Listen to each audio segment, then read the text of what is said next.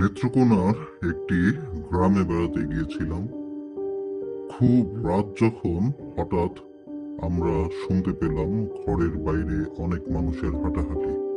প্রথমে ভেবেছিলাম ডাকাত। ডাকাত ভেবে আমরা ঘুম থেকে উঠে আমাদের ফোনের আলোগুলো জ্বালালাম। দেন দরজা খুলে বাইরে গিয়ে দেখি কেউ নেই। হঠাৎ টিনের উপরে কটকট শব্দ। শব্দ শুনে ভয়ে আতঙ্কে আমরা যখন দৌড়ে ঘরে ঢুকতে যাব, তখনই গাছপালার মধ্যে থেকে ঝুমঝুম ঝিমঝিম চিমচিম করে উড়াল দিয়ে কি জানি একটা নেমে আসলো।